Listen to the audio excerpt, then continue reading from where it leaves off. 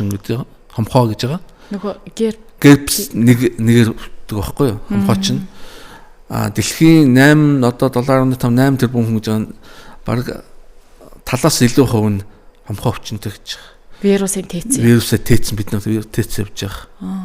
Тэгээ яаж илэрдэг гэхээр бид нар дархлаа сул муу үед хомхоо өвчин одоо юу гэдгийг тэр вирус дархлаа дарангуулад хомхоо өвчин буюу аман дээр юм гардаг байхгүй. Явц нь болохоор дархлааг дарангуулчихаар хоёр дахь халдвар буюу бактерийн халдвар орж эхэлнэ. Тэгэхээр яг хомхооч нөгөө ам хамран дээр өвчлүүлдэг болохоор ам хамран дээр нөгөө ягшхан гарч байгаа. Тэгээ бид нэр хомхоо өвчин дээр вирусын гаралтай хэрэлдэггүй шүү дээ. Бактерийн нэг төхлөг тосон төхлөг төрөхдөг шүү дээ. Энэ өдрийн мэндийг хүргэе үзэгчтэй, сонсогчдоо Хөгжингэр радиогийн шинжлэх ухаан таны мэдхийн подкастын ээлжид шинэхэн дугаар эхлэхэд бэлэн боллоо. За ингээд өнөөдрийнхөө зочныг танилцуулъя. За Биокомпанийн төрийн өмчит компани судалгаа хөгжил инновацийн лабораторийн вирус судлаач Яндангийн Мигмар Сөх манай студид ирсэн. За ингээд зочинтойгоо өнөөдөр танилцаад тэгээд бид өнөөдөр вирусын талаар вирусын тухай сонсогч үзэгч та бүхэндээ ойлголтыг өгөхөөр ярилцгаар ингээд зочноо ирсэн. Сайн байна уу та? Өдрийн мэнд хүргэе. Сайн байцгаана уу? Сонсогч үзэгчтэй. За тэгээд тантай өнөөдөр хоёулаа вирусын талаар ер нь нэлээд одоо мэдгэдэггүйнийг үзэж байгаа хүмүүстэй, сонсож байгаа хүмүүстэй өгье гэд ингээ ярилцахаар шийдсэн байгаа тий хоёлаа тэгж ярилцсан. Эхлээд ингээ өөрийгөө нэг товч танилцуулаач. За тэгэлгүй яах вэ? Би 2010 онд Куб улсыг малын их хэмжээр төгсөөд мал эмнэлгийн хүрээлэнгийн вирус судлалын лабораторид вирус судлаачаар ажиллаж эхэлсэн. Ажиллахдаа хөдөө аж ахуйн сургуулийн мал эмнэлгийн факультетад магистраа хамгаалаад адуу тэмээний томоогийн вирусыг судалж эхэлсэн. Улмаар 2017 онд Америк нэгдсэн улсын Duke сургуульд би мэргэжил дэвшлүүлээд 19 оноос Биокомпанийн судалгаа хөгжлийн инновацийн лабораторид вирус судлаачаар ажиллаж байна. Одоо бид нар вирусын гаралтай малын өвчний вакцин хөгжүүлэлт сайжруулалтын дээр ажиллаж байгаа манай баг. Зөв. Вирус гэж яг юу хэлт юм бэ? За вирус гэж ярихаас өмнө бид нар микроорганизм буюу хамгийн жижиг бичил витнүүдийг ярих хэрэгтэй баг. Дэлхий дээр нийт 7 төрлийн бичил витнүүд буюу микроорганизмууд байгаа. Үүнд бактери, вирус, протозоо, аркеа, алжиа буюу замаг, мөөгөнцөр гэд хуваагдаад явж байгаа. За эндээс хамгийн чухал буюу одоо өндөрлөгт нь анхаарал татсан сэдэв бол вирус. Вирус маань өөрөө байгаль дээр амьгүй биет идэхгүй байдаг. Вирус дотроо RNA, ДНХ гэж хоёр удамшлын материалтай хоёулангийн агуулах боломжгүй нэг вирус. Эсвэл RNA, эсвэл ДНХ гэсэн агууламжтай л байдаг. За вирус хэдийд ам орох вэ? Эсвэл хэдийд итгэчих вэ гэхээр одоо жишээлбэл томоогийн вирус дээр л да. Бид нэр томоон дээр болохоор за нэг хүн томоо туслаа, тэр хүнээс бид нар халдлаа. Эсвэл байгаль дээр томоо өөрөө их юу гэдэг 4-5 хоног ингээд итгэхгүй байждаг. Бид нар ямар нэг замаар хавтлын замаар ч юм уу эсвэл хүнээс халдахад бит ороод тэр вирус итгэх чинь яаж итгэж гэхээр тодорхой эзэн биеийн тухайлсан хучуур эсэн дээр очоод томоогийн вирус маань өөрөө тийм уургийн сэгтэнтэй. Тэгээд эс маань өөрөө тийм хүлээн авах рецепторт энэ холбогдоод тэгээд вирус маань удамшлын материал буюу эсрүүгээ нэвтрээд удамшлын материалаа солилцож тэгээд өвчдөг баг. Ингэж вирус маань өөрөө итгэвчдэг. За вирусын эхлээд одоо бүтцийг нь та хэлж өгөөч. Бүтц нь ямар байх вэ? Вирус ч өөрөө бүр хүний эсээс жижигхэн гэдэг байгаа шүү дээ. Тэгээ вирус өөрөө бүр нанометрээр хэмжигдэнэ. Маш жижиг. Микроскопоор энгийн микроскопоор харагдахгүй. Тэр айгүй үнэтэй электрон микроскопоор л харна. Бид нар харж болно. Нанометр бактериас 100-аас 1000 дахин тийм жижиг хэмжээтэй байхгүй вирус гэдэг маань. Вирус өөрөө бүтц нь болохоор уургийн агуулмжтай, уургийн бүрхүүлтэй, тэгээд тэрэн дотроо удамшлын материалтай. Тэр нь RNA эсвэл DNA байж болно. Тэгээд итгэхгүй байдаг. Амьд организмд орохоор тэр нь итгэвчдэг.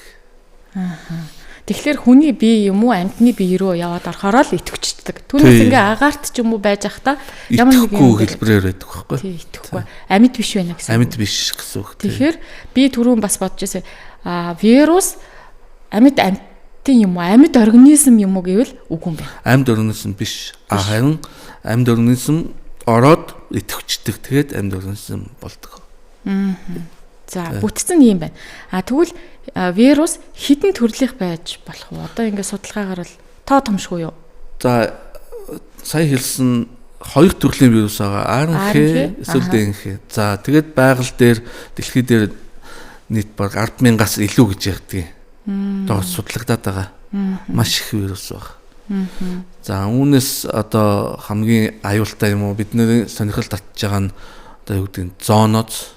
За зооноз өвчний гаралтай вирус, зооноз гэх нь амтнаас хүн талддаг вирусууд. Энэ өөрөө маш өвчлүүлэх чадвар маш өндөр вирусууд байдаг.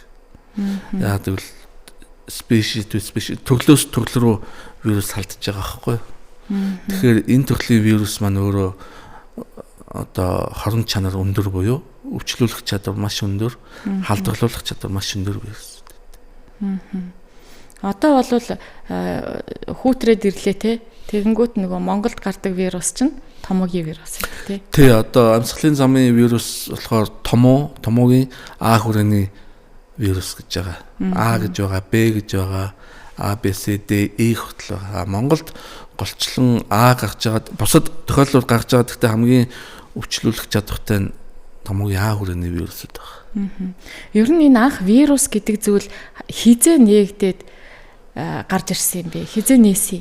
Тий, тэгэлгүй яг вирус анх 19-р зуун 1892 онд Зөвлөлт холбоот улсын эрдэмтэн Дмитрий Иванович тамхины ургамлыг нэг бичил организм өвчлүүлээд байгааг анзаарсан баг. За. Тэгээд шүүрээр шүүгдсэн чинь нөгөө ургамлаа боловсруулаад шүүрээр шүүгдсэн чинь тэр вируст одоо организм шүүрээр нь гарчаадсэн. Яг тухайн 19-р зуунд яг бичил организмын судлах тухайн хөгжиж эхэлжсэн л да.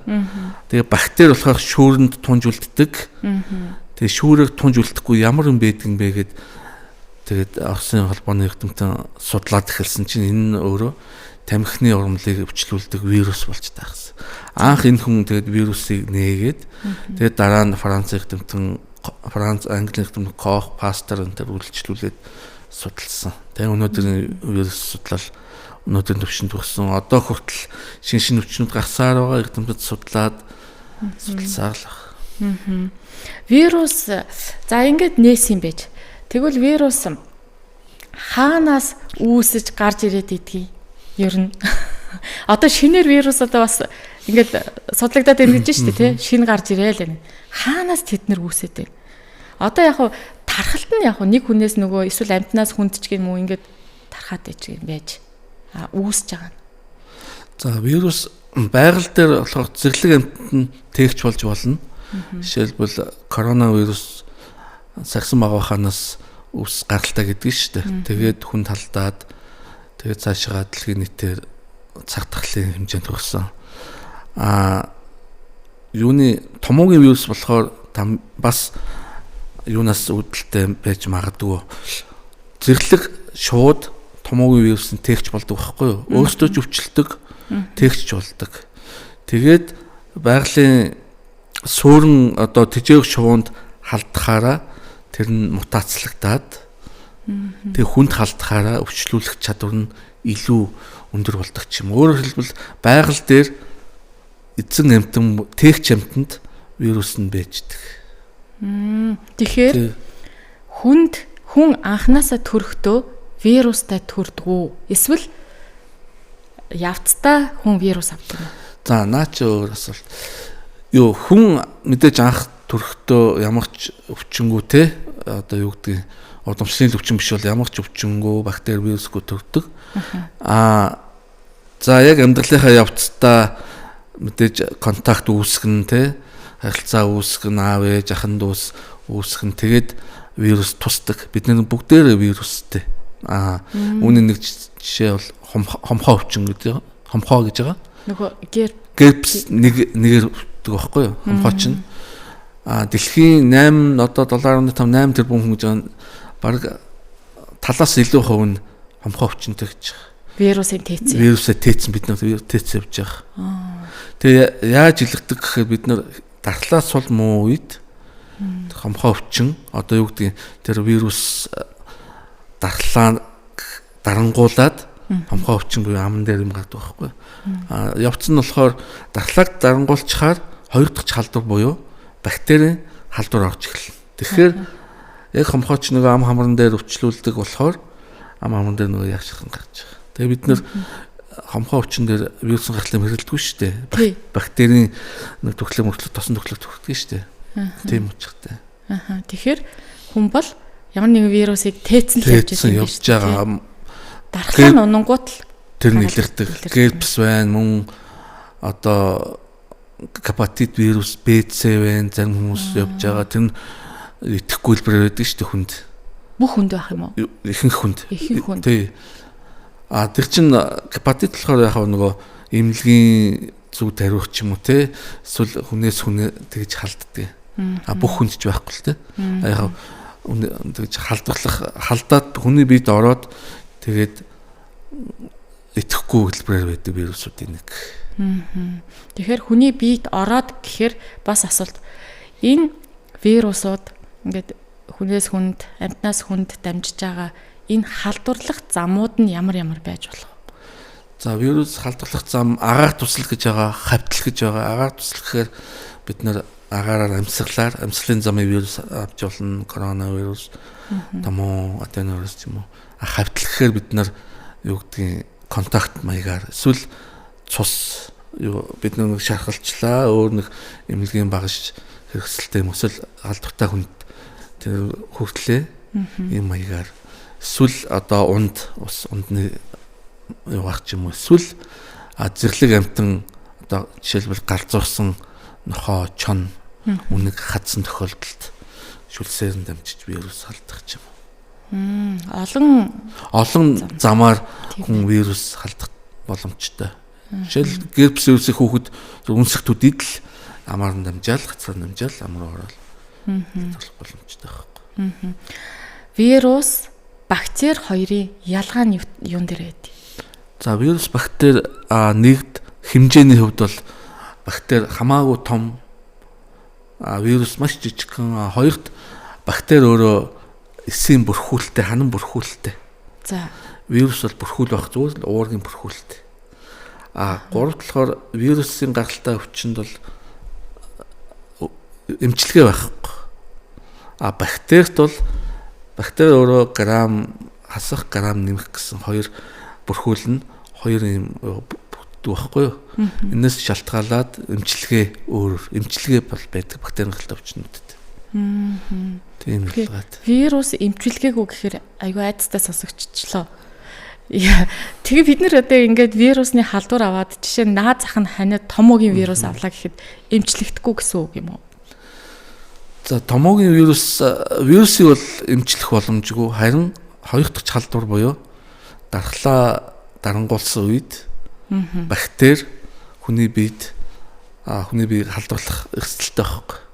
Жишээлбэл томоо хүндэрсэн тохиолдолд хатгаа болдог шүү дээ. Чинь бактерийн л юу байхгүй юу? Бактерийн л гаралтай халдварлалт явж байгаа байхгүй юу? Тэгээ хатгаан сэргийлээд бид нэр эмчнэр антибиотик бичигддэг. Ямар төрлийн ханаад байна бактери шалтгаалаас. бид нар вирус нэгэнд ханаад тусцсан бол бид нар хоёр дахь чалдраас сэргийлээд эсвэл эмчлүүлээд антибиотик ууж болно. Эсвэл бид нар өмнө нь вакцин төрүүлж тухайн сэргийлж тий. Өвдсөн сэргийлж болно. Яг одоо орчин үед ковидос хойш за өмнө ч байсан. Гэхдээ ковидос хойш нэлээд нэлгэрчлээ. Эмнүүд байгаа. Гэхдээ вирусны эмнүүд байгаа. Тэд нар бол вирусын өсөлт өвчлөлтийг саармагжуулах зориулдаг. Вирусыг эмчлэх, вирусыг дарангуулах эмнүүд биш. Вирус нэгэнтээ хүний биед орчлоо. Орцсон бол тэрийг тэгээд дарангуулад нөгөө итгэхгүй хэлбэрт оруулаад ч гэдэг юм уу тий. Тэр вирусны эмнүүд тэгжил үйлчлэх үйлчлэн. Тэгэл тэр вирус тэндээ тэгэл үлдчихв үү мөнхийн? Вирус тэндээ үлдэхгүй. Тэгээд гадагшлан. За нэг вирус хүний биед орлоо. Жишээлбэл томоогийн вирус гэсэн томоогийн вирус орлоо. Инкубац буюу хүний биед өгчих үе гэж байна. 4 багхгүй. За. Вирус хүний биед ороод гадагшлах хүртэл. За. 4 үе. Эхний үед инкубац буюу өгчих үе. Тухайд шин тэмдэг үзүүлэхгүй 70 үе гэсэн үг байхгүй. За. Тэгээ томоон дээр болохоор 2-оос 5 хоног гэж байгаа. Хүүхэд бол 6-7 хоногч болж болно. Тухайд вирус нь ороод өвчөөл яваад хэдэн мянга, хэдэн 100, хэдэн сая тэрбум дэх өвчөөл яваад. За тэгээд инкубац үед дуусаад халдварлын ихэнх үе гэж байна. Ихэнх үедээ за халуурн, ханайн, нусгоож шин тэмдгүүд эхэлж байгаа. Тэр үе нэг бас нэг 5-аас 7 хоног хүрчихэж байгаа. За хүний дархлаар шалтгаална шүү дээ. За оргил үе гэж байна. Оргил үе бас нэг 4-өөс 5-аас 7 хоног хүрчихлээ. Тухайн оргил үед хүн яг жинхэнэ халдварлуулагч болдог. Өөрөө ч өвчтөй хүн ч халдварлуулна. Оргил үеийн дараа вирус гадагшлуулах үе. Одоо эсвэл вирус дарангуулах буюу вирус зогсох байхгүй болох үе гэж байгаа. Тэр үед за вирус бүр өвчээд өсөд ханлаа тэгээ биес гадагшилдаг байхгүй. За. Оргил үе болон вирус гадагшлуулах үе хоёрт л хүн вирусыг бусдад халдварлуулах тийм эрсдэлтэй байдаг. Зөв. Тэгэхээр яг шинж тэмдэг илрээд жинхэнэ нөгөө өстө нэг халуураад айхтар үе дээр бол хүнд халдахгүй нэ. Вирус халдахгүй байх нь. За намдаад ирж ин да гэх үедээ. Тийм намдаад ирж үедээ яг жинхэнэ халдварлагч болдог байхгүй. Тэгээд бүр намдаад хамгийн сүүлд гадагшлуулах үе тэгч тэр нэг тэгч болчихдээ. Тэгээд босод халдаа нь өөрөө бол зүгээр өвчин намтцсан. Тэгтээ тэгч болоо явчихдаг. За мөнгөсөх хугацааны дараа вирус бүрэн гадагшлаа. Эсвэл вирус бүрэн устдлаа. Тэр үед тэгээд хүний биес вирус гадагшилснаа гэсэн. За тэгсэн чинь за ингээ энэ орчинд ингээд ханиадтай хүн байлаа гэж бодъё. За би ханиадтай гэж бодлоо те. Вирус авцсан. Өвдлөө би яг ингээд нөгөө төгсгөл хэсэгдээ та бүхэнд одоо энэ өрөөнд байгаа найруулагчтай танд ингээ халдаачлаа гэж бодъё. Гэтэл за бид нар ингээ идэглээ гэхэд энэ орчинд вирус байгаа тий. Агаар дээр байгаа тий. Өөр бас орчинд байх уу? Тий, ер нь бид нар аливаа нэг одоо ханиат ч юм уу тий вирустэй хүнтэй одоо жишээ нь нэг хүн томоотой ханиаттай байлаа гэхэд тухайн орчин ариутгаад юу гэдэг холомын уусмалтай усаар ч юм уу ариутгаад эсвэл спиртэд 70% спиртэд цацаад эсвэл агаар салхи оруулж тийм агаарын усал үүсгэж тухайн орчныг цэвэрлэх ариутгах хэрэгтэй. Яагаад холомын уусмал 70% спирт гэхээр энэ химийн бодисууд чинь вирусын уургийн бүтцийг эвддэг байхгүй. Вирусын уургийн гадна бүрхүүл бүтцийг эвдэхээр вирус ч өөрөө идэхгүй болчих. Тэгэхээр вирус болгон одоо гадаргуу дээр амьдрах хоног өөр ковид юу гэдэг 4-өөс 5 сүүлд хамгийн сүүлийн судалгаар бараг 7 хоног гадаргуу дээр амьд байна. Гадаргуу дээр байна гэдэг шүү дээ. Том болохоор 4-өөс 5 хоног ч юм уу тий. Яг тэр үед нь бид нар за нэг гэрт ханиаттай хүн байлаа, орлоо, гарлаа. Тэгэл өөрөөнийхөө юугийн агааны усгалыг ягаал хийгээл тэгэл өөрөөгөө жоохон ариутгаал зөвлөгөө хийгээл хэд тухай өөрөө хариуцах чнаа гэсэн. Өөрөө ч бусдыг ч бас халдварлахаас сэргийлнэ гэсэн. Гэхдээ вирус бол ингээд ямар нэгэн эд зүйл дээр ч юм уу агаар дээр тогтож байхдаа идэхгүй хэлбэртэйгээ явж байгаа идэхгүй шүү дээ. Тэгээд амьд организм руу ороод идэвхтэй болоод үржээл тэгэл явж байгаа юм шүү дээ, тий. Зөв. Бид нэр өдөр болгон одоо ингээл гараал ерөөсөө бидний байгаа бүх орчинд вирус байгаа гэж ойлгож болох уу? Төрөл бүрийн вирус байгаа гэж ойлгож болох уу? Тэгж тулгардггүй ер нь бид нар. Ер нь за яг одоо томоогийн идэвхтэй үйлчлэгч байна. Вирус бол байгаа.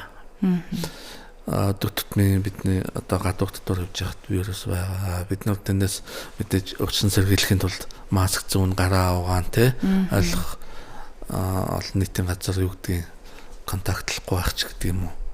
Вирус бол жишээлбэл томоогийн вирус бол энд байгаа яг одоо нөхцөлд.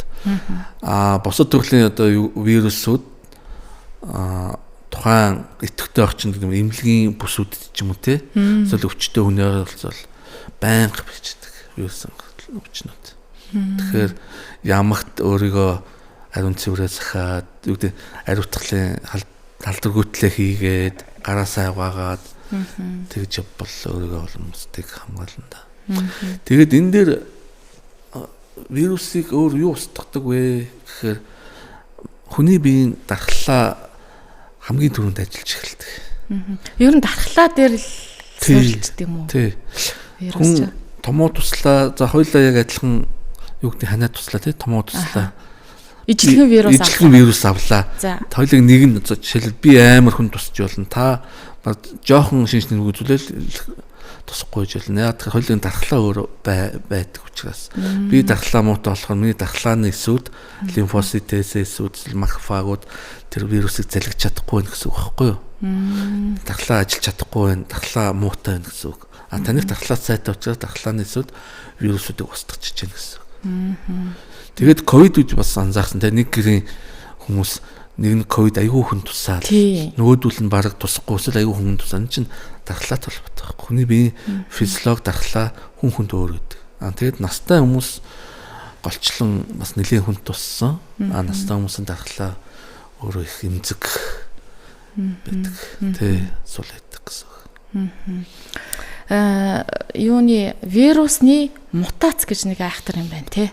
Мутацд орсон вирус одоо бүр айхтар гинэ гэж яриад идэг шүү дээ. Тий, тэгэлгүй яхаа вирус чинь өөрөө бас хоёр төрөл гэж байгаа те. ДНХ гаралтай вирус айгүй хурдан мутацлагддаг. Жишээлбэл коронавирус, томоогийн одоо А хүрээний вирус. Бүгдээрээ РНХ юм уу? Бүгд РНХ вирус байхгүй. РНХ болохоор өөрөө маш их докторгүй. РНХ гэдэг нь өөрөө амьд хүчлээс бүтдэг байхгүй юу? Маш докторгүй. Тэгээд дорхноо мутацлагддаг. За яаж мутацлагдах олон хэд хэдэн өөр шалтгаанууд байгаа. Жишээл томоогийн А хүрээний вирус H1 жишээлбэл нүүдлийн шувуу одоо зэрлэг шувуу томоогийн юу туслаа тэгч болж байна. Тэгээд юу гэдэг нь суурин малгайтай шуун дээр ирлээ. Суурин малгайтай шувуу хаанаас ч бас нэг томоогийн H3 энэ хоёр ч юм уу те. Томоо дотор айгүй олон хэвшигчтэй байхгүй би тэгээд тэгж хэлж байгаа. Тэгээд энэ хоёр нэг төрлийн хоёр хэвшлийн вирус нэг организмд ороод удамшлын материалуудаа солилцоод шинэ хэвшил одоо H5N1 ч юм уу те үүсэх боломжтой. Энэ мутацлагдаж байгаа байхгүй. Тэгээд тэр суурин малгайтай ажихаас хүн туслаа, тэр хүнээс хүн туслаа. Энд чинь мутацлагдсан буюу хэв шинж нь өөрчлөгдсөн вирус өөрөө хоруу чанар өндөр бид нар хоруу чанар өндөр гэдэг өвчлүүлэх чадвар маш өндөр байхгүй. Тэгээ хүнээс хүнд халдахтаа маш өндөр халдгалуулдаг. Тэгж нэг мутац үүсэж болно. Өөр мутац болохоор зүйл хооронд. Жишээлбэл хүн амьтнаас хүнд. Коронавирус байж байна. Сарсан багаас хүнд туслаа. Сарсан багийнхаа өөрөө маш олон вирусын тэгч واخгүй юу? Амьсгалын гаралтай. Сарсан багаас хүнд туслаа. Хүн тэгээд тухайн хүний удамшлын материал өөр штэ. Сарсан багаас туссан вирус. Тэгээд гений удамшлын материал солилцлоо. Шинээр шахуу вирус үүсгэж байгаа. Шинэ өөр удамшлын материал өөртөө тэгээд хоруу чанар өндөртэй вирус болоод коронавирус жилтгээд байдаг гэсэн. Удамшлын материал гэж яг тайлбарлавал энгийн бид нэр ойлгохтохоор тайлбарлах уу? Удамшлын материал гэдэг маань тухайн одоо ген гэсэн үг. Тухайн вируст байдаг юу гэдгийг өвчлүүлэх чадварыг тээж авдаг ген гэсэн үг байхгүй одоо амин хүчлүүд гэсэн үг одоо. ДНХ би түрүүлсэн вирус маань хоёр төрлийн вирус байдаг. ДНХ агуулсан эсвэл РНХ агуулсан. Энэ хоёр маань өөрсдөө нөгөө амин хүчлүүдээс бүгд нуклеотидын дараалал буюу амин хүчлүүдээс амин аацт амин хүчлээс бүгдэх амин хүчлүүд нь өөрсдөө тийм удамшлын материал удамшлын мэдээллийг агуулдаг байхгүй. Тэгэхээр одоо юу гэдэг нь зэрлэг шуунд байсан халтсан байсан томоогийн хүрээний вирус шуунд байсан томоогийн хүрээний вирус халтсан байсан хоорондоо удамшлын материал буюу амин хүчлүүд солилцох ч юм уу те шинэ дэд хвшил үүсгээд эн чин үүсгээд тэг шинэ төрлийн вирус үүсгэж байна. Шинэ хвшил үүсгэж байна гэдэг чинь мутац болоод удамшлын материал нь өөрчлөгдөөд солилцоод мутац болоод шинэ хвшил үүсгээд энэ маш өндөр чадвартай вирус болж байна гэсэн. Ингэж өөр хэлбэл ийм маягаар вирус мутацлагддаг. За бид дархлааны систем гэд хоёул ярьсан тий. Тэгвэл одоо дархлааны систем вирусыг яаж таньдаг юм бол? Яаж устгадаг юм бол? Энэ бас их сонин. За дархлаа өөрөө олдмол буюу төрөлхийн над гэж байгаа. За олдмол дархлаа ихээс авдаг. Бид нар төрөлтөл олдмол дархлаа төрөлхийн биш төрөлхийн дархлаа ихээс авдаг энэ над. Олдмол дархлаа бид нар амьдралын явцад авдаг. Жишээлбэл бага насны хүүхдүүд тариулдаг штэ. Вакциныг тариулдаг штэ. Энд чинь олдмол дархлаа тахгүй юу? Амьдралд ганц удаа тариулаад насан туршийн дархлаа тогтно. Энд чинь олдмол дархлаанууд. Өөрөөр эдийн эсийн шингэний дархлаа гэж байгаа. За бид гадны бит орлоо. Тэр нь вирус гэж болно, бактери гэж болно. Гадны бит орлоо. Тэгээ хүний бие нэг гадны бит байна. Энэ өвчлүүлэх чадвартай гадны бит байна. За дархлааны эсвэл ажиллаараа гэхээр нөгөө дархлааны цагаас лимфоцит Т-сүүд ажиллаж эхэлдэг. Яаж ажиллаж эхэлдэг гэхээр энэ гадны эс байна. Тэгээд макрофаг эсээр ингээд залгиурдаж макрофаг залгиурдаад ингээд идээд юм уу. Тэгээд уусгаад өөртөө уусгачдаг.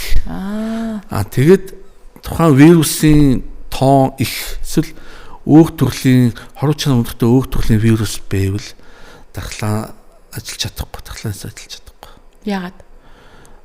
Угаасаа танихгүй хүчтэй эсвэл маш их өртсөн вирус байгаа байхгүй. Жишээлбэл дох штэ. Тий. За дохын вирус. Дархлал, олдмол хомсдлын вирус байхгүй юу? Дархлааг бүрэн дангуулчих. Дохын вирус ч. Тэгэхээр чин дархлаанаас ажиллаж чадахгүй байхгүй. Дархлааг бүрэн дангуулчих чинь нөгөө хоёр дахь халдварууд нөгөө нэг уушигны хатгаа өөр юу гэдэг өөр нөгөө хоёр дахь халдварууд хүний биед ороод тэг хүний ямар ч дархлааг болсон чинь өлдөв өвчнөд өвтөмтгий болоод тэгэд дохтой хүмүүс чинь ер нь дархлаагүй бол гэсэн үг байхгүй юу? Тэгэд амархан юу гэдэг нас нь богино. Одоо гадны өвчнөө вирус, бактери байна. Тэдгээр чинь зүгээр өөртөө оруулаад хурдан өвчлөл явах нь гэсэн маш аюултай болж хувирч байна шүү дээ, тий. Тэгэхээр дархлааны эсүүд бол үнэхээр чухал үүрэгтэй. Дархлаагаа дэмжгээд идэх учир нь ерөөсөө энэ юм байна, тий. Дархлаагаа юм дэмж идэх нь л ийм учиртай. Бид нар байгалийн аргаар буюу юу гэдгийг одоо элдв жуус, тараг, аац тий. Цэцгний жуус мус уу тэр чинь тийм учраас дархлаагаа дэмжих. Одоо энэ жишээ нь томоогийн вирус дээр одоо авч үзээ л дээ тий. Зарим хүн томоогийн вирусыг аваад хөнгөн хэлбэрээр тусч ийн гэдэг жишээ. Ямар хүмүүс нь одоо амь насаа алдаад байгаа юм. Яавал тэгээд байгаа юм бол? Яагаад тийм болоод байна? За түрүүн ярьсан томоогийн вирус дархлаатай холбоотой л доо. Дархлаа муухан за томоогийн вирус туслаа хүн төлбөрөөр туслаа. За дархлааны эсүүд сул байна, эсвэл дархлаа дарангуулгдсан байна. Тэр үед эсүүд нь вирусүүд нь маш хэдэн тэрбумаар олшроод тэгээд хүний дархлааг дарангуулж хоёр дахь чалдуурын үүдийг нээчих. Хоёр дахь чалдуур гэхэд томон дээр болохоор хатгаа, бронхит биш хатгаа авахгүй. Тэгээд хүний уушиг хатгаатай удаж байгаа чинь уушиг байхгүй болно. Тэгээд дархлаас бол үн чинь биеийн буундаа. Тэгээд ер нь томоогаар бас найсан тохиолдлууд байх шүү дээ. Ковид яг ийм байхгүй. Дандаа хатгаалт тусчихсан шүү дээ. Уушигроо орсон. Маш хүнд төлбөрээр. Та нөгөө түрүү хэлсэн шүү дээ. Уушигроо орвол хоёр дахь одоо халдвараа авцсан гэсэн тий вирусын. Тэглүү. Би буруу сонслоо. Сонсчоо. Гүг вирус амны залгуур хөндөгөөр эсвэл хамраар ороод уушиг руу ороод тэгээд өсөд өвчдөг байхгүй юу? Үржээ. Тий. Хоёр дахь халдвар гэдэг маань тэр вирусыг дархлааны эсүүд маань вирусыг одоо дарангуулж устгаж чадахгүй хүрэхээр дархлаа дарангуулагдаад вирус чинь дархлааг дарангуулчдаг байхгүй юу? Их хэмжээгээр бол тэгэхээр хоёр дахь халдварын үүдийг нээчих. Хоёр дахь халдвар туцах эрсдэлтэй болчих. Тэр нь одоо юу гэдэг бактерийн халдвар. Уушигны хүнд хэлбэрийн хатгаа энэ болчих. Ковид ч тийм шүү дээ. Ковид өөрөө тусаал бол шууд хатгаа болчихсон. Ковид вирус өөрөө маш хоруу чанар өндөр буюу өвчлүүлэх чадвар өндөртэй вирус байсан. Тэгээд дархлааны маш хурдан дарангууллаа. Хатгаа маш хурдан тусчихсан. Зөв. Вирус хүний биед ороод яг одоо аль эрхтэн дээр ч гэдэг юм уу хэсэгт байрлаад ингээд байж юм болоо. Вирусээс шалтгаална. Тухайлсан вирус биш дээ. Томоогийн вируслоо зөвхөн уушгин дээр гэж өвчлүүлж, уушгин дээр гэж өвчих чадвартай. Яагаад гэвэл томоогийн вирус маань өөрөө уушгины хүчээр эдийг л таних тийм биднээс таних тийм чадвартай байхгүй юу?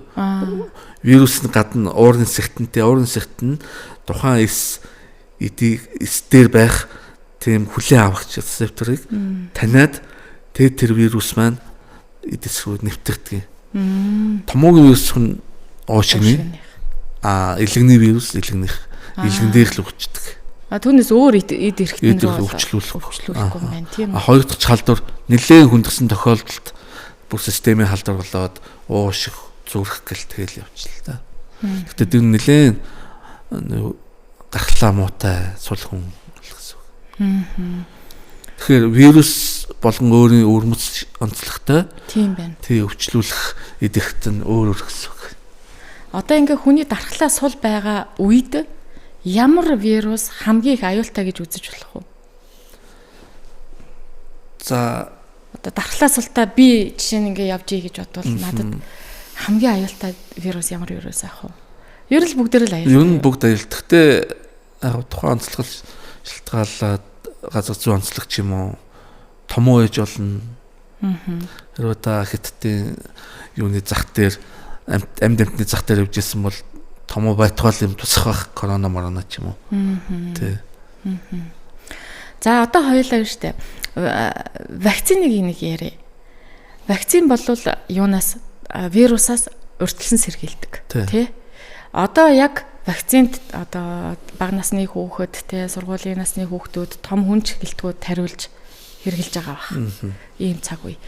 Вакцин яаж томоогоос сэргийлдэг? Вирусаас сэргийлдэг?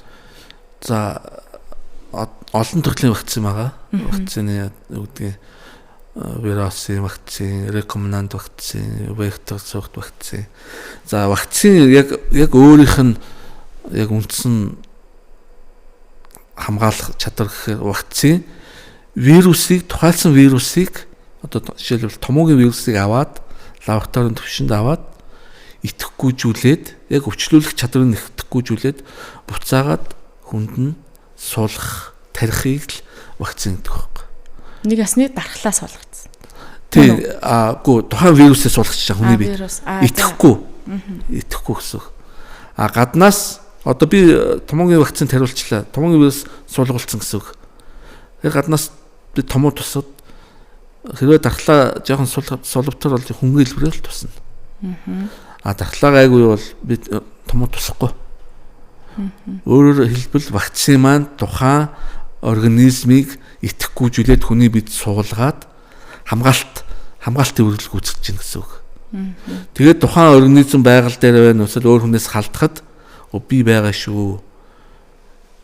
Чи цаашаа яваал гэсэн л тэгж л ажилтдаг байхгүй юу? Энэ вакцины дээр их олон асуултууд бас эцэг эхчүүд ингээд хүмүүс ярьдаг штэ. За одоо ялангуяа ковид гарснаас хойш бол вакциныг эсэргүүцэгчд их болсон. Вакцины тариулахаар ингэж байна. Наад вакцинаас ч болж хүмүүс мартам хаа. Вакцинаас олж ингэж гэл ингээл юу гэж бодож байна. Таныхаар бол энэ яг үнэн үү? Вакцины хортой чанар байна уу? Хүнд тэгж сөргөөр нөлөөлөд байна уу? За ковидын вакцины маань ковид шинэ вирус.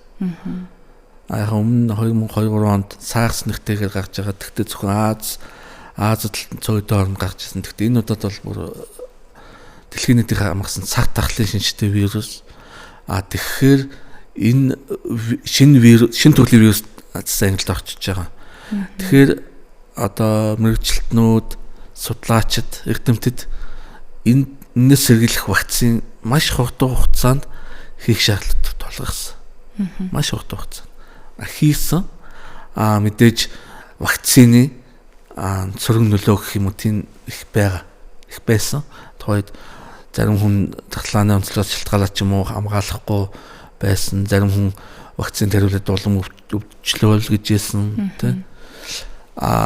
Вакцины бид нар тариулах ёстой юу? Үгүй ёстой. Тэгжээж бид нар элдв өвчнөөс, вирусын гаралтай өвчнөөс өөрсдөө болон хайрт хүмүүсээ өгчлөн сэргийлэх байхгүй юу? Тэгэхээр ковидын вакцины хувьд бол шинэ төрлийн вакцины байсан. Мэдээж холбогдох байгууллагууд, дэлхийн олон улсын эрүүл мэндийн байгууллагын төр хамтран ажилласан, их хөрөнгө зарсан. Мэдээж нэг вакцины гарахдаа 4-5 жил 6 жил хүртэл зарцуулдаг. Ковидын үед бол мэдээж өмнө судлагдчихл байсан баг. Эрдэмтэд маш богино хугацаанд вакцины үр дүнтэй вакцины хийх шаардлага тулгарсан учраас ковидын вакцинд алдаа оноо байсан л ах. Цөрөг нөлөөнүүд бас байсан л ах. Одоо болтол ковидын вакцины дараах юу илэрч байгаа шүү дээ хүмүүс. Шинж тэмдэг одоо нүтгэрлөө болгон тий. Зөв. Харин томоогийн вакцины хувьд томоогийн вакцины чинь өөрөө улирлын чанартай байн гардаг. Улирал гэдэг маань вакцины маань 6 сар хамгаалах байхгүй юу? За 6 сар л хамгаалт юм. За 6-аас 1 жил гэж байгаа. Яг оргил үеийн 6 сар ахгүй 6 сараас хойш буурна. Улирлын чанартай тэгээд жил болгон тухайн вирус давтаж болно. Эсвэл өөр хэв шинжийн вирус илэрч болно. Тэгэхээр томоогийн вирус маань өөрөө маш амархан мутац ордог, маш амархан бас хэлбэрт төгсөө хэв шинжээ өөрчилдөг учраас хүмүүс томоогийн вирус бас аль дээрээс илэрч ихсэн учраас эрдэмтэд ажиллаад эхэлсэн. Вакцины дээр маш сайн гэсэн үг. Вакцины дээр маш сайн ажиллаад эхэлсэн. Томоогийн вакциныг одоо юу гэдгийг хийлгэх ёстой гэсэн тийм одоо би судлаачийн зүгээс үзэж байгаа. Одоо манай дээр өрхөөр хийгдэж байгаа эмзэг бүлэг буюу ахмад настан бага насны хүүхдэд хийлгэн хувийн эмнэлгүүдээр үнэтэй зарж байгаа вакцины маань Солонгос улс би өөрөө судлаач харсан л да. Өөрөө ямар вакцины тариулах вэ? Тэгээд 4 цент буюу 4 төрлийн хэв шинжийн вирусээс хамгаална гэж. Яагаад тэгэхээр яагаад 4 биш яагаад 1 гэхээр бидний одоо өдөрт маань амьсгалж байгаа нагаар энэ дэлхийн орчин энэ хүрээлэн буй орчин чинь нэгээс илүү вирус байгаа байхгүй.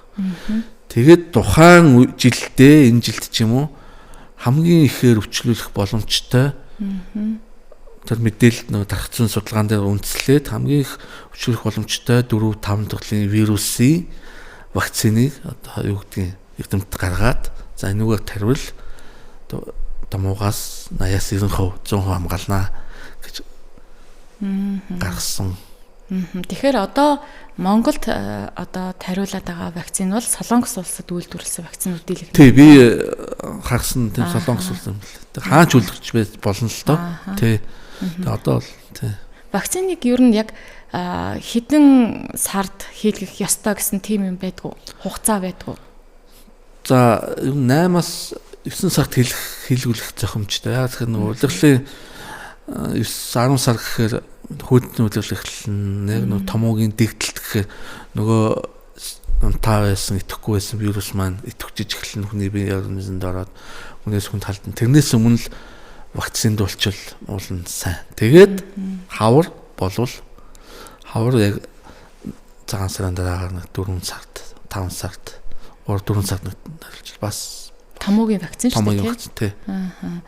Бүр 100% сайн хамгаална. Давтна вакцин. Бүрөө. Вакциныг ямар үед хийлгэж болдгүй? Ямар үед хийлгэх ёстой? Тэ эмчнэр бас зөвлөдгийн өвчтөй үед нөгөө яг томоогийн тухайн вирусаар өвчлсөн үед ханаатай гэсэн үед хийлгэж болохгүй сөрөг нөлөө ихтэй. Эсвэл дархлаа муутай үед эсвэл нөгөө хавдрын нөгөө юутай хүмүүс байдаг шүү дээ заалттай тийм юм хүмүүс эмчин зөвлөж яадаг юм бэл. Өөр ингээ ирэхэд ханаатай үед юу хийлгэж болохгүй. Ханаада эдгээсний дараа ханаач одоо юу гэдэг нь би түрүүлсэн те 4 шүг шаттай нийлээд дуусах хугацаа нь 20-оос 30 хоног байдаг. За 30 хоногийн дараа үнэхээр шин шимдэг байхгүй, халуурахгүй, ханаахгүй байвал за эмчд үзүүлээд вакцин хийлгэж болно гэсэн. Ямар ч ханаадны шин шимдэг үед л вакцин тухайн өвчин шин шимдэг үед л вакцин хийлгэх хэрэгтэй. Ганц томог л те.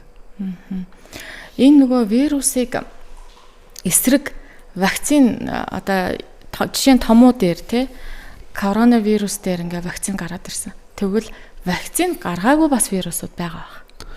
Тий, вакцин гаргаагүй вирусууд байгаа. Тэр вирус юу яаж болох вэ? Одоо хүн өвчлөөд идэг. Тэгтээ вакцин байхгүй байдаг. Ийм юм тохиолдол байдгүй. Байгаа л байна. Одоо дох байна. Дох маш хүчтэй юмнууд байна. Тэгтээ одоогоор яг сүүлийн судалгаан дээр гаргалаа тухшиж जैन 100% та 90% гэсэн судалгаанууд бол байгаа юм байлээ. Тэгтээ яг одоо аль бие осоор за дохын эсрэг вирус гаргалаа. Дохын эсрэг вакцин гаргалаа ч гэдэг юм тийм юу бол байхгүй. Яагаад тэгж байгаа юм бол энэ тийм аюултай вирус юм байна. Тий, дохын вирус өөрөө маш их мутацлагддаг бас маш аюултай дархлааны хамгийн гол нь нөгөө дархлааг дарангуулдаг болохоор бид нар эрдэмтэд илүү дохын эсрэг яг вакцин хийхэд хүндрэлтэй тулах гэдэг. Би одоо томуул их яриад байна да. Хамгийн ойр тий вирус болохоор тэгээд вирус автсан тохиолдолд эсэргээрээ ямар ч вирусны юм уухгүй. Зүгээр өөрийнхөө дархлаагаараа идж байгаа хоол ундаараа тий халуун юм одоо Монгол аргууд гэдэг штеп. Одоо тэгэл сайхан аарцаа буцалгаад ч юм уу тэгээ халуун дулаан байгаад ингээд байвал вирус устдах уу? Устна. Хэрвээ та бүхэнд таны дархлаа маш сайн бол эдээ сайн ч гэсэн тусан шүү дээ. Тусаа жоохон халуурах гэж юм уу те хоолоо мөргөнээд тухайн үед хүн дархлаагаа дэмжээл тэгэл зүгээр болчихдог шүү дээ. Тийм хүмүүс бол өөрсдөө мэддэг байхгүй. Оо тийм хэрэггүй би одоо ингээл юу гэдэг самстаа шулуугаал дархлаагаа дэмжээл зүгээр болчихно гэдэг юм. Тэгтээ юу гэдэг одоо юм уух шаардлагагүй гэл өөрийгөө битгий хөндрүүлээрэ те мэдээж өөрөөсөө хүний бие чинь өөртөө төхөөгж ярьдаг шүү дээ. Юм уух хэрэгтэй, юм уух хэрэггүй байна. Эсвэл дархлаа дэмжих хэрэгтэй. Ямар нэгэн байдлаар хүний орноос жоогт бие төхөөгд яг тэрийгээ сонсдог ч юм уу. Эсвэл өөрийнхөө дархлааг мэддэг, өөрийнхөө бие орносыг мэддэг бол юм уух шаардлагагүй гэдгээ мэддэг бол тэгэл өөрийнхөө сонголт хийгээл. Ер нь бол таны ярьсанчлан анх тусаад хөнгөн үе дээр дархлаагаа дэмжиж бол хамгийн сайн. Тусаад нилээ утцсан бүр халуураад ханаагаа дуушруу ногцсон магадгүй би өөрөөрөө идэх нэг л тэр утлаа шүү. Хүндрүүлэхээс нь өмнө өөрөөр нь идгээвэл сайн. Дөнгөж эхэлж байгаа ханаад. Одоо энэ вирус тархаж байгаа хүрээлэл гэж байх уу? Одоо хоёлаа ярьж штэ. За томоогийн вирус бол одоо ингээ ойр орчинд хүмүүстэй тэгээ нэг аймаг ч юм уу нэг сумдын ч юм уу хитэн одоо ийм хүмүүст тархлаа гэж бод. Бүр өргөн хэлбэртэй одоо ковид те пандемик гэж ярьж байгаа. Тэгээ энэ бүр дэлхийгээрээ ингээд тархаж гин гэд. Энэ вирусуудыг ингэж хуваагаад байна уу? Англиад байна уу? Тэгээ нөгөө вирусын одоо тархах, халдварлах цар хүрээг 3 хувааж байгаа юм л да. Ганц вирус биш, ер нь халдвар төвчнийг эндемик, эпидемик, пандемик. Эндемик гэхээр тухайлсан бүс нутагт Монгол орны Монгол орны Төв аймагт ч юм уу те. Эсвэл төвийн бүс. Эндемик, эпидемик гэхээр төв. За твээс баг. Цөөн одоо Аз Монгол оронд Монгол хятад ийм өвчин дэлгэрчээ. Жишээлбэл шүлхий өвчин авдаг. Шүлхий чинь зэр салаатураад амтраар Монголд орж ирдэг байхгүй юу? Ханаас Оросоос юм уу? Урдаас Хятаас зэрээр эсвэл хүн тэрвэлж ирнэ. Хүний сууж байгаа машин тэргэнд ч юм уу.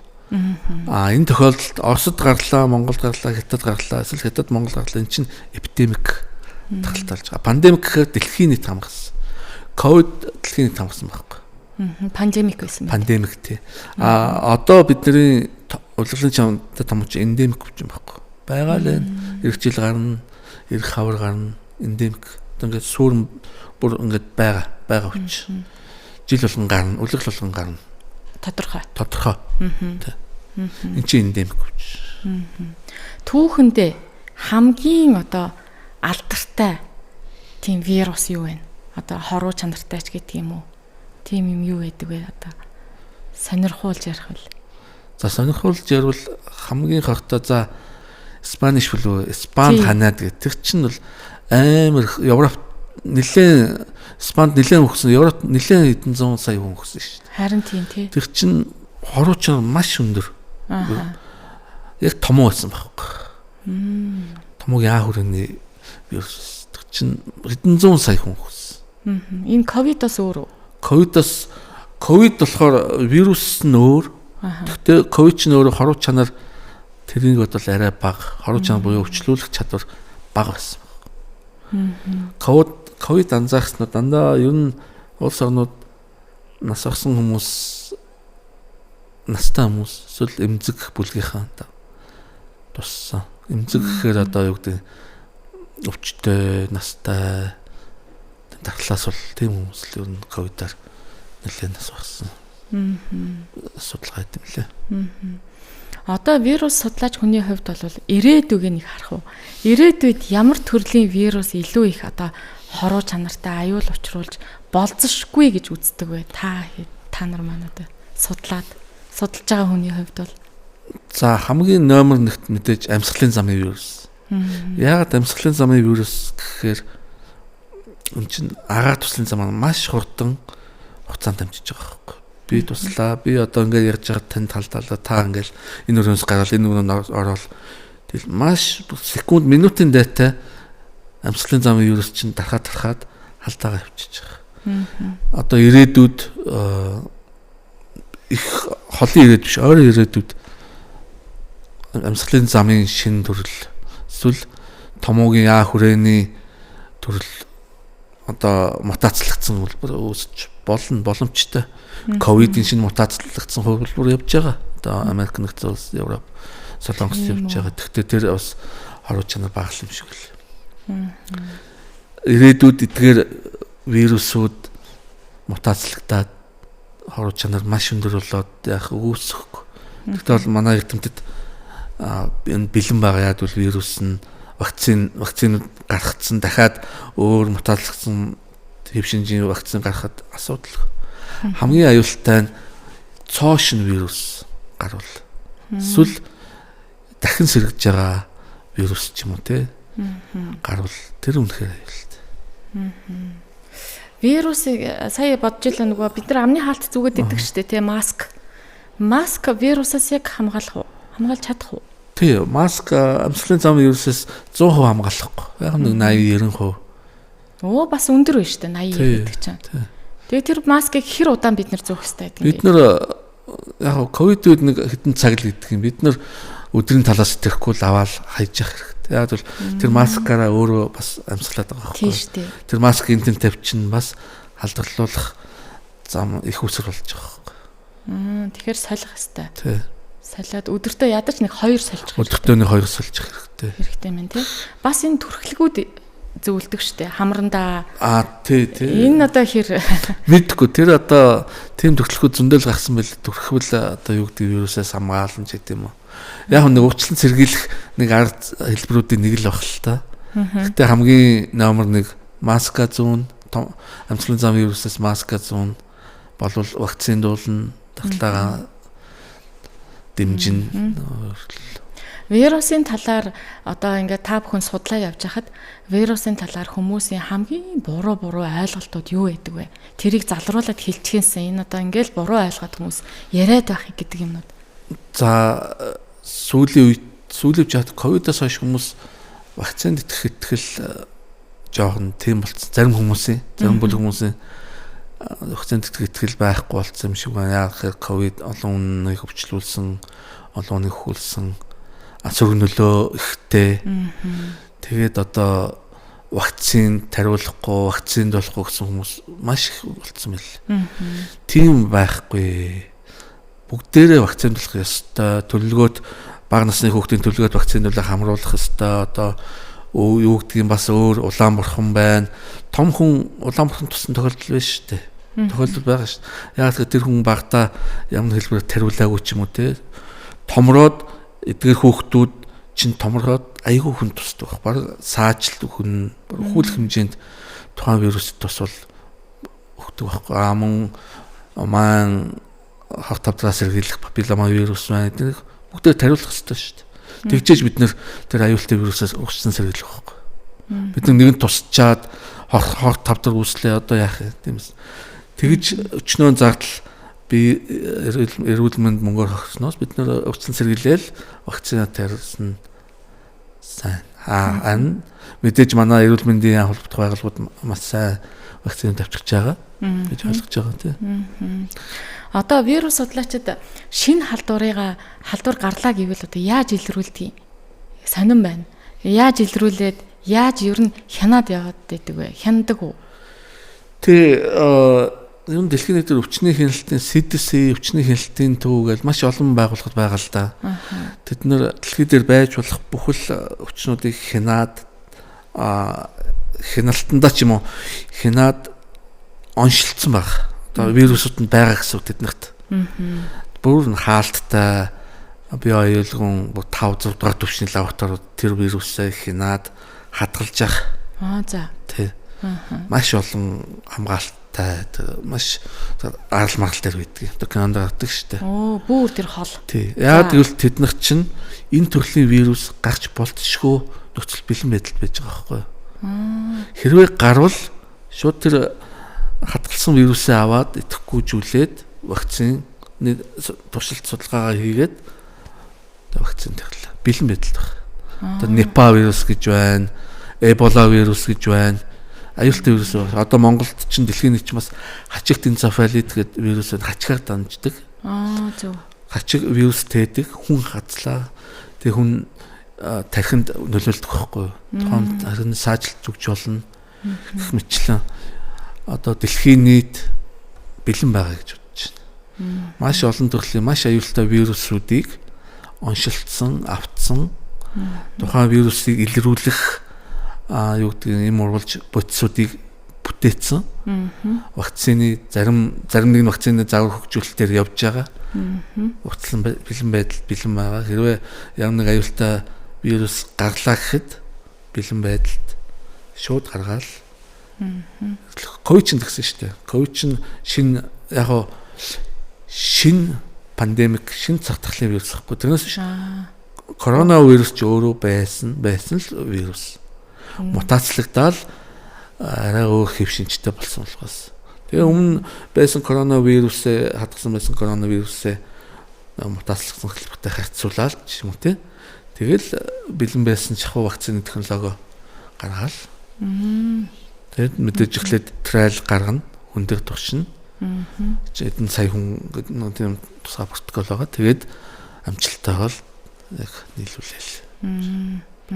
Өөрөөр хэлбэл одоо аюултай вирусуудын эсрэг хүндрэлтэн бэлэн байгаа. Одоо цансраас шинэ төрлийн вирус бууж ирдэг юм бол тийм ээ. Энэ вирус тэсвэртэй энэ уур амьсгалын өөрчлөлтөнд хэр тэсвэртэй гэдэг вэ? Бас энийг ярих хэрэгтэй баг. Уур амьсгалын өөрчлөлтөнд вирусууд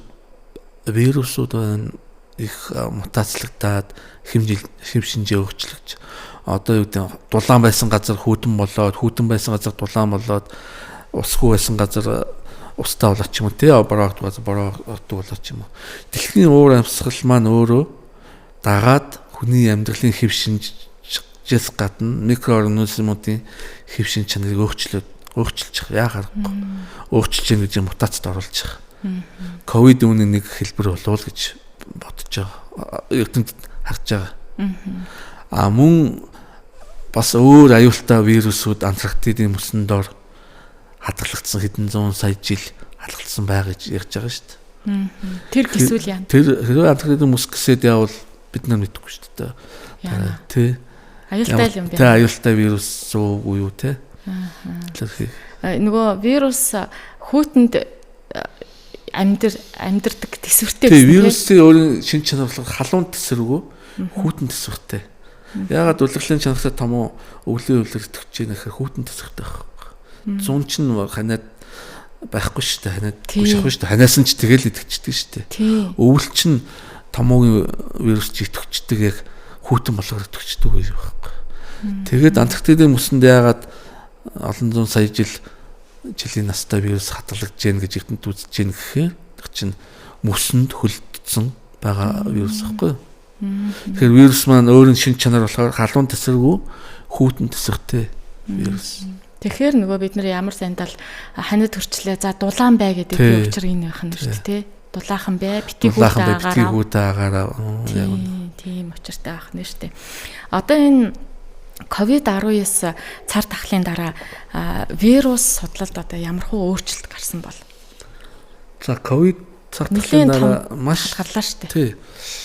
Маш том өөрчлөлт гарсан. Дэлхийн улс орнууд маш их бэлэн байдалд байхыг түнэс суралцсан. Монгол улс бас маш их чадвартсан гэж бодож байгаа. Лабораторийн төвшөнд, онцлогооны төвшөнд маш их чадвартсан. Мал эмнэлэг бас ковидыг за далимдуулаач гэх юм те. Ковидын үеэр бас нэг тоног төхөөрөмж юм аа шинжилсэн. Бид нар бие аюулгүй лаборатори мөн гадны хөрөнгө оруулалттай бие аюулгүй лабораториуд 2-3 бие аюулгүй лаборатори мал эмнэлгийн хүрээлэн болон зөвчин судлалын төвөн төр нээсэн юу гэж харуулж байгаа нэхээр Монгол улсын халдвар төвчин тэнцэх чадамж маш их нэмэгдсэн. Ер нь манай богино хугацаанд онцлоод илрүүлээд яг чадвартай болсон гэсэн. Мэргэжлүүдэд сайн бэлдсэн. Монголчууд уу? Тий. За. Одоо энэ Монголд вирус судлалын хүрээлэн ч юм уу, лаборатори ч юм уу хаана байна уу? Одоо яг ийм нэршлэн юугаар явж байна уу? За мал эмнэлэг талдаа мал эмнэлгийн хүрээлэн дээр вирус судлалын лаборатори гэж байгаа. Ангаах талдаа ангаахын сургууль дээр байгаа. Халдварт хөсүүд дээр халдварт хүчин үндэсний судлалын төв дээр том судлалын төв гэж байгаа. Биокомнат дээр вирус судлалын вирусын өвчний цех, вирусын гаралтай өвчний вакцины цех мөн судалгаа хөгжлийн инновацийн лаборатори гэж байгаа. Одоо зооноос судлалын төв гэж бас байгаа. Энэ одоо байгууллагууд маань хамтраад тусдаа вирусыг зах хэмжээгээр вирусын гаралтай өвчнийг зах хэмжээг судлаад зарим вакцин гаргаж байгаа, зарим онцлох бүтээгдэхүүн, өвчлөн сэргийлэх бүтээгдэхүүнүүд гаргаж байгаа. Одоо манай мал эмнэлгийн хүрээлэн биокомнатын судалгаа хөгжлийн лабораторийн баг хамт олон бид нар шүлхийгээс сэргийлэх вакцин бүтээсэн технологи гаргасан. Одоо бог малыг мэлзэмчлэн сэргийлэх вакциныг бүтээсэн. Одоо технологи гаргасан. Удахгүй бид нар бичиг цаас нөгөө холбогдох бичиг баримтнуудын ажилдаа орно. Өөрөөр хэлбэл Монгол улсын алдар төвчмөстэй тэнцэх чадах аль талдаа сайжирсан, нэмэгдсэн. Маш таатай байна. Тэгээ хоёулаа ингээд вирусуудыг ярил маш олон вирусыг маш урт хугацаанд ярих бах тий. Тэгээ ер нь вирусэд маань өөр маш олон цаг хүрээтэй л та. Маш олон вирус ч байгаа. Бид нэг вирусыг яхад л бүтэн өдөр хүрэхгүй. Жишээл томоогийн вирус. Тий, хэмжил. Англиул те жишээлбэл вакцин гэж юу вэ? Вакцин ямар вакцин сайн бэ мó ч гэдэг юм уу? Эсвэл вирус дотор вакцин заавал орох ёстой сэдв нэг байхгүй. Аа тэгвэл вирусээс урьдчилан сэргийлэх ганц бүтээгдэхүүн маань вакцин. Зөв. За одоо ингээд бид хоёрын ярилцах цаг маань өндөрлөх тийш хандж байна. За ингээ өнөөдөр бид нарт вирусын тухай маш гоё тодорхой гоё ойлголтыг бидэнд өглөө, танд гэлээлээ. Тэгээ өнөөдрийн зочноор биокомбинатын төрийн өмчит компани судалгаа хөгжил инновацийн лабораторийн вирус судлаач Яндонгийн Мегмар Сүх байлаа үзэгчтэй сонсогчдоо. Өнөөдөр бидэнтэй бас хамтдаа байсан бүх үзэгч сонсогчдод баярлалаа. Танд гэлээлээ, ажилд нь амжилт хүсье. Баярлалаа. Та бүхний ажилд амжилт хүсье. За ингээд дараагийн дугаараар эргээд уулзъя. Түр баяртай.